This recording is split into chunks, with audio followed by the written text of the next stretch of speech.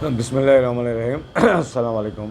সুপ্রিয় ছাত্রছাত্রীবৃন্দ, সরকারি হলঙ্গা কলেজে আয়োজিত অ্যাকাউন্টিংয়ের অনলাইন ক্লাসে তোমাদের স্বাগত জানাই। আজকে আমরা কোম্পানি ফিনান্সিয়াল স্টেটমেন্ট নিয়ে কাজ করব। কোম্পানি ফিনান্সিয়াল স্টেটমেন্ট নিয়ে কাজ করতে গেলে আমাদের যেটা জানতে হবে যে IS 1 অনুযায়ী বা ইন্টারন্যাশনাল অ্যাকাউন্টিং স্ট্যান্ডার্ড 1 অনুযায়ী কোম্পানি ফিনান্সিয়াল স্টেটমেন্ট প্রস্তুত করতে হয়। সেখানে আমাদের যেই ধাপগুলো রয়েছে, মূলত 5টি ধাপ আছে কোম্পানির ফিনান্সিয়াল স্টেটমেন্টের। তার প্রথম যে ধাপটি হচ্ছে যে multiple step comprehensive income statement তৈরি করা। অর্থাৎ এখানে শর্ট ফর্মে ওটা করা যায়, কিন্তু প্রচলিত যে পদ্ধতি সেটা হচ্ছে মাল্টিপল স্টেপে এটা কী করতে হবে, সমাধান করতে হবে। দ্বিতীয়ত রিটেন আর্নিংস স্টেটমেন্ট তৈরি করতে হবে। থার্ড হচ্ছে স্টেটমেন্ট অফ ফিনান্সিয়াল পজিশন বা ব্যালেন্স শিট প্রস্তুত করতে হবে। ফোর্থ হচ্ছে ক্যাশ ফ্লো করতে হবে, ক্যাশ ফ্লো স্টেটমেন্ট। আর ফিফথ হচ্ছে নোটস বা টিকা যেগুলো আছে এগুলো কী করতে হবে, প্রেজেন্টেশন করতে হবে। এবং এর সাথে আমরা যেটা জানি যে আমাদের একটা রেওয়ামিল দেওয়া থাকবে, কতগুলো অ্যাডজাস্টমেন্ট দেওয়া থাকবে। তো অ্যাডজাস্টমেন্টগুলোর আগে আমাদের কী করে নিতে হবে, সমন্বয় করে তারপরে আমাদের এই অ্যাকাউন্টটি বা ফিনান্সিয়াল স্টেটমেন্টটি করতে হবে। প্রথম আমরা যেটা করব সেটা হচ্ছে যে বহুধাপ বিশিষ্ট যেই এটা আছে, সেখানে আমাদের ট্রেডিং কনসার্ন আছে। ট্রেডিং কনসার্ন বলতে আমরা যারা পণ্য ক্রয় বিক্রয় দুটাই করে তাদের আমরা বুঝবো। সেবাদানকারী প্রতিষ্ঠান আছে, তারপর সার্ভিস কোম্পানি, অর্থাৎ তাদের কাজটা হচ্ছে কী করা, সেবা প্রদান করা। তাহলে এদের দুই পার্টির কিন্তু হিসাব রক্ষণে একটু কী আছে, একটু পার্থক্য আছে। তো প্রথম আমরা ট্রেডিং কনসার্নের যে কম্প্রিহেন্সিভ ইনকাম স্টেটমেন্ট সেটা নিয়ে কথা বলবো। সেখানে তার অপারেটিং রেভিনিউ বাই করতে গেলে নেট সেলস থেকে কস্ট অফ গুডস সোল্ড বাদ দিতে হবে, তার গ্রস প্রফিট পাওয়া যাবে। তার থেকে অপারেটিং এক্সপেন্স বাদ দিতে হবে। অপারেটিং এক্সপেন্স দুইটা, একটা হচ্ছে জেনারেল অ্যান্ড অ্যাডমিনিস্ট্রেটিভ এক্সপেন্স, একটা হচ্ছে সেলিং এক্সপেন্স। তাহলে ইনকাম ফ্রম অপারেশন পাবে, তার সাথে নন অপারেটিং ইনকাম যোগ হবে, আর নন অপারেটিং এক্সপেন্স বাদ যাবে, তাহলে কি ইনকাম বিফোর ট্যাক্স পাবে। তার থেকে ইনকাম ট্যাক্স প্রভিশন বাদ যাবে, তাহলে নেট ইনকাম আফটার ট্যাক্স আসবে। তারপর আমরা আর্নিং পার শেয়ার পাব। আর এটা যদি সেবাদানকারী প্রতিষ্ঠান হয় তাহলে অপারেটিং ইনকামটা আসবে হলো সার্ভিস রেভিনিউ থেকে। তার থেকে আমরা অপারেটিং এক্সপেন্স বাদ দিব। তো আমি আগেই বলছি যে অপারেটিং এক্সপেন্স দুইটি, একটা হচ্ছে জেনারেল অ্যান্ড অ্যাডমিনিস্ট্রেটিভ এক্সপেন্স, আর একটা হচ্ছে সেলিং এক্সপেন্স। তাহলে ইনকাম ফ্রম অপারেশন পাবো। তার সাথে আমি নন অপারেটিং ইনকাম যোগ করব আর নন অপারেটিং এক্সপেন্স বাদ দিব, তাহলে ইনকাম বিফোর ট্যাক্স পাবো। তার থেকে আমি ইনকাম ট্যাক্স প্রভিশন বাদ দিব, তাহলে নেট ইনকাম আফটার ট্যাক্স পাবো।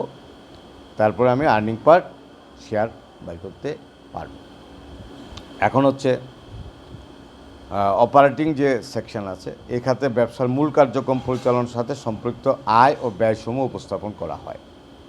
আর বিক্রয় ও সেবাদান আয়ের ক্ষেত্রে পণ্য ক্রয় বিক্রয়কারী প্রতিষ্ঠানের ক্ষেত্রে প্রধান আয় হচ্ছে বিক্রয় বা সেলস, আর সেবাদানকারী প্রতিষ্ঠানের জন্য প্রধান আয় হচ্ছে সেবা আয় বা সার্ভিস রেভিনিউ। তবে সেলস হিসাবভুক্ত করার সময় গ্রস সেলস থেকে sales return and allowance, sale discount বাদ দিয়ে নেট সেলস দেখাইতে হবে। আর cost of goods sold buy করার জন্য যে পণ্য বিক্রয় করা হয় তার পেছনে বিক্রেতার ব্যয়কে ব্যক্তিগত পণ্যের ব্যয় বলে। পণ্য ক্রয় বিক্রয়কারী প্রতিষ্ঠান এবং উৎপাদনকারী প্রতিষ্ঠানের ক্ষেত্রে বিক্রিত পণ্যের ব্যয় বা কস্ট অফ গুডস সোল্ড কীভাবে করতে হবে, যেটা আলাদা আলাদা পদ্ধতি আছে। তো প্রথমে আমরা ট্রেডিং কনসার্ন যারা আছে তাদের কস্ট অফ গুডস কীভাবে বাইরে হবে সেটা দেখাচ্ছি আমরা। প্রথমে থাকবে বিগিনিং ইনভেন্টরি, তার সাথে থাকবে পারচেস থেকে দুইটা আইটেম বাদ যাবে, একটা হচ্ছে পারচেস ডিসকাউন্ট, পারচেস অ্যালাউন্স বাদ দিব। তারপরে ডিরেক্ট এক্সপেন্স যেগুলো আছে, অর্থাৎ freight in, export duty, import duty, freight in আর আদার পারচেস রিলেটেড এক্সপেন্স কী করবো, যোগ করবো, তাহলে আমি নেট পারচেসটা পাইতে পারবো। এটা বিগিনিং ইনভেন্টরির সাথে যোগ করব। তারপরে ইন্ডিং ইনভেন্টরি এন থেকে কী দিব, বাদ দিব, তাহলে আমি কী পাবো, কস্ট অফ গুডস সোল্ড পাবো। এটা হলো ট্রেডিংয়ের ক্ষেত্রে। আর যদি এটাই ম্যানুফ্যাকচারিং কনসার্ন হয় তাহলে তার কিন্তু বিগিনিং র মেটেরিয়াল থেকে আমার শুরু করতে হবে। সেখানে বিগিনিং র মেটেরিয়াল ইনভেন্টরির সাথে আমি পারচেজ যোগ করব, তার থেকে আমি পারচেজ রিটার্ন, তারপরে অ্যালাউন্স এবং পারচেস ডিসকাউন্ট কি দিব, বাদ দিব। আর অ্যাড করব ট্রান্সপোর্টেশন ইন বা ফ্রেড ইন, তারপরে আদার কস্ট পারচেস রিলেটেড যেগুলো আছে সবই যোগ করব। তাহলে আমি পাবো কি, কস্ট অফ র মেটেরিয়াল অ্যাভেলেবেল ফর প্রোডাকশন পাবো। আর তার থেকে আমি ইন্ডিং র মেটেরিয়াল ইনভেন্টরি বাদ দিলে আমি র মেটেরিয়াল কত টাকার কনজিউম হয়েছে সেটা আমি পেতে পারবো। তার সাথে আমি ডাইরেক্ট লেবার বা ওয়েজেস আর আদার ডাইরেক্ট এক্সপেন্স যোগ করলে আমি প্রাইম কস্ট পাবো। তার সাথে আমি ফ্যাক্টরি ওভারহেড যেগুলো আছে, অর্থাৎ indirect material, indirect labour, factory over supervision expense, factory rent, light, store, parts, depreciation expense factory building, depreciation expense factory machine, factory supply expense, other factory expense, এগুলো সবই কী করবো, যোগ করব। তাহলে আমি কী পাবো, টোটাল ম্যানুফ্যাকচারিং এক্সপেন্স চার্জ আমি পাব। তার থেকে আমি beginning inventory of work in process যোগ করব আর ending inventory of work in process বাদ দিব। তাহলে আমি কস্ট অফ গুডস ম্যানুফ্যাকচার পাবো।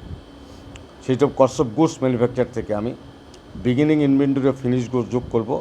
তাহলে আমি পাবো গুডস অ্যাভেলেবেল ফর সেল। তার সাথে আমি beginning inventory of finish goods যোগ করে আর ending inventory of finish goods বাদ দিলে আমি cost of goods available for sale পাবো। আর এই হলো ব্যাপার।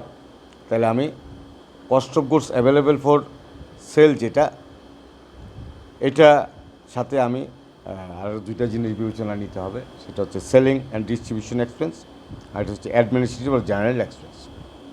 আর প্রশ্ন হচ্ছে সেলিং অ্যান্ড ডিস্ট্রিবিউশন এক্সপেন্স কোনগুলো, সেগুলো হচ্ছে advertising expense, salesman salary, selling expense, carriage out, salesman's commission, showroom expense, depreciation on store equipment, bad debts. আর প্রশাসনিক এবং জেনারেল এক্সপেন্স হচ্ছে office salary, office rent, insurance expense, utility expense, depreciation expense, এবং operating সেকশনে যেটা আছে সেটা হচ্ছে sale of service for revenue, cost of goods sold, আর সেলিং এক্সপেন্স, আর এটা হচ্ছে অ্যাডমিনিস্ট্রেটিভ আর জেনারেল এক্সপেন্স। আর নন অপারেটিং সেকশনে আছে other revenue and gain, other expense. তারপরে ইনকাম ট্যাক্স আছে, ডিসকাউন্টেড অপারেশন আছে, এক্সট্রা অর্ডিনারি আইটেম আছে, আর আর্নিং পার শেয়ার আছে। তাহলে এই হলো ব্যাপার যে আমার, আর এটাকে যদি মাল্টিপল কম্প্রিহেনসিভে দেখাইতে চাই আর কি, তাহলে আমার যে ছকটা হবে সেটা হচ্ছে sales minus sales return and allowance minus sales discount, তাহলে নেট সেলস পাওয়া যাবে। তার সাথে কস্ট অফ গুডস সোল্ড বাদ দিতে হবে। তবে কস্ট অফ গুডস সোল্ড আগে যেটা করেছিলাম যে beginning merchandise inventory plus purchase minus purchase return and allowance, purchase discount, transportation in, other purchase related, এগুলো যোগ করলে নেট পারচেস পাওয়া যাবে। তারপরে এটা যোগ করলে মার্চেন্ডাইজ অ্যাভেলেবেল ফর সেল হবে, লেস হচ্ছে এন্ডিং মার্চেন্ডাইজ ইনভেন্টরি বাদ গেলে কস্ট অফ গুডস সোল্ড পাওয়া যাবে। আর কস্ট অফ গুডস সোল্ড যদি আমি নেট সেলসে বাদ দিই তাহলে গ্রস প্রফিট পাওয়া যাবে। আর অপারেটিং আর কমার্শিয়াল আর ওই দুটা এক্সপেন্স বাদ দিলে আমি কী পাবো, নেট ইনকাম বিফোর ট্যাক্স। তার থেকে আমি ইনকাম ট্যাক্স বাদ দিলে পাবো নেট ইনকাম আফটার ট্যাক্স। তারপর এটাকে আমি কী করবো, আর্নিং পার শেয়ার, অর্থাৎ শেয়ার সংখ্যাটা ভাগ করলে আর্নিং পার শেয়ার আমি পেতে পারবো। আর তাহলে এইভাবে আমার কী করতে হবে, তৈরি করতে হবে হলো ইনকাম স্টেটমেন্ট। আর রিটেন আর্নিংসের জন্য যেটা লাগবে আমার, যে রিটেন আর্নিংসের জন্য সেটা হবে প্রথমে যে বিগিনিং যে ইনভেন্টরি থাকে তার সাথে এই বছর যেগুলো যোগ হয়েছে সেগুলো প্রফিট ডিভিডেন্ডটা যোগ হবে। আর বাদ যাবে যে সমস্ত বন্টন করা হয়েছে ডিভিডেন্ড বা যে কোনো ফান্ডের ট্রান্সফার, অর্থাৎ লাভের যে ইয়েগুলো বন্টন করা হয়, প্রফিট থেকে যেগুলো বন্টন করা হয় সেগুলো সবই কি যাবে, বাদ যাবে। এবং এভাবেই কী করতে হবে, রিটেন আর্নিং স্টেটমেন্ট তৈরি করতে হবে। তাহলে রিটেনিং স্টেটমেন্ট 1 জানুয়ারিতে যেটা থাকবে তার সাথে মানে এই পিরিয়ডে এসে যেটা নেট ইনকামটা যোগ হবে, আর ক্যাশ ডিভিডেন্ড, স্টক ডিভিডেন্ড বা অন্য কোনো ফান্ডের ট্রান্সফার, এগুলো সব বাদ দিয়ে রিটেন আর্নিং 31শে ডিসেম্বর অর্থাৎ সমাপনী তারিখে যেটা আসবে সেটা ইয়ে হবে। তাহলে এটা হলো রিটেন আর্নিং স্টেটমেন্ট। আর ব্যালেন্স শিট করার জন্য বা ফিনান্সিয়াল পজিশন করার জন্য IAS 1 অনুযায়ী একটা তারল্যের ভিত্তিতে আছে, আর এটা হচ্ছে স্থায়িত্বের ভিত্তিতে।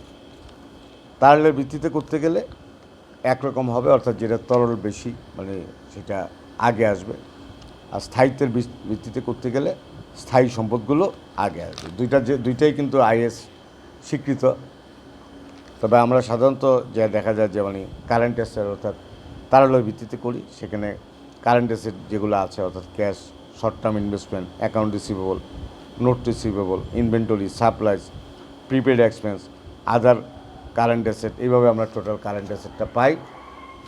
তারপরে আমরা পাই লং টার্ম ইনভেস্টমেন্ট, সেটা হচ্ছে investment stock in corporation, investment bond of corporation, other long term investment. তারপর 3 নম্বরে আমরা প্রপার্টি, প্ল্যান্ট অ্যান্ড ইকুইপমেন্ট পাই, সেটা হচ্ছে land and building, machinery, delivery equipment, furniture, এগুলো থেকে অপচয় বাদ যাবে। তারপর আমরা ইনটেনজিবল অ্যাসেট পাই, যে গুডউইল, প্যাটেন্ট, তারপর কপিরাইট ইত্যাদি। আর তারপরে ফিকটিশিয়াস অ্যাসেট পাই, প্রিলিমিনারি এক্সপেন্স, শেয়ার ডিসকাউন্ট ইত্যাদি। এইভাবে আমরা টোটাল অ্যাসেট পাই। আর লাইবিলিটিজের ক্ষেত্রে আমরা কারেন্ট লাইবিলিটিজ আগে আসবে, সেগুলো হচ্ছে notes payable, accounts payable, accrued interest on notes payable, current portion of long term liability, dividend payable, salaries and wages payable, tax payable, unearned revenue, other current liabilities, provision such as income tax provision. এবার আমরা total current liability পাবো। Long term debt পাবো এইভাবে, যে bank note payable, mortgage payable, bond payable, other long term liability, এইভাবে আমার total liability আসবে। আর স্টক হোল্ডার ইকুইটি আসবে, share capital, written earnings, additional paid and capital. এইভাবে আমরা টোটাল স্টক হোল্ডার ইকুইটি পাবো, এবং এই দুইটা আমার কী হবে, দুইটা পাশ মিলে যাবে। আর ক্যাশ ফ্লোর ক্ষেত্রে আমরা জানি যে IAS 7 অনুযায়ী ক্যাশ ফ্লো করতে হয়, সেখানে ডিরেক্ট এবং ইনডাইরেক্ট মেথডে করতে হয়।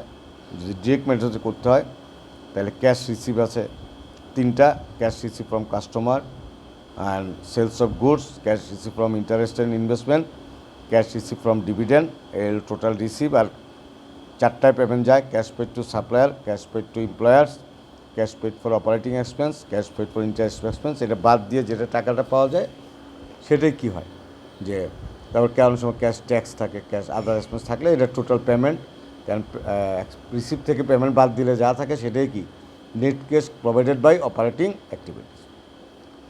আর ক্যাশ ফ্লোস ফ্রম ইনভেস্টিং অ্যাক্টিভিটিসের ক্ষেত্রে 3টা থেকে রিসিভ হয়, সেটা হচ্ছে cash receive from sale of investment, cash receive from sale of fixed asset, cash paid for purchase of fixed asset. এটা মাইনাস হবে, তাহলে এই 2টা থেকে আয়, 1টা থেকে ব্যয়, তাহলে যা আসে সেটাই কি নেট ক্যাশ প্রোভাইডেড বা ইউজ বাই ইনভেস্টিং অ্যাক্টিভিটিস। আর ফিনান্সিং অ্যাক্টিভিটিসে আমাদের যেগুলো আয় হয় সেটা হচ্ছে cash receive issue of share, cash receive issue of bond, cash receive from short term loan, cash এই কটা রিসিভ হয়। আর cash paid to dividend, cash paid redemption, cash paid redemption prefer stock, এগুলো বাদ দিয়ে যেটা হয় সেটাই কি net cash provided from financing activities. তার সাথে এই 3টা অ্যাক্টিভিটি যোগ করে যা হয় তার সাথে ওপেনিংটা যোগ করে ক্লোজিংটা বাদ দিলে কী পাওয়া যায়, ওপেনিংটা যোগ করলে ক্লোজিংয়ের যেটা পাওয়া যায়। এই ছিল আসলে ক্যাশ ফ্লো স্টেটমেন্ট। এমন আর যদি কোনো নোটস থাকে সেই নোটসটাও কী করতে হয়, দেখাইতে হয়। এইভাবেই কি কোম্পানি ফিনান্সিয়াল স্টেটমেন্ট তৈরি করতে হয়। এই ছিল আজকের আলোচনা, আশা করি সবাই বুঝতে পেরেছ। পরবর্তী আলোচনা দেখার আমন্ত্রণ জানিয়ে আজকের মতো এখানেই শেষ করছি। সবাই ভালো থাকো, আসসালামু আলাইকুম।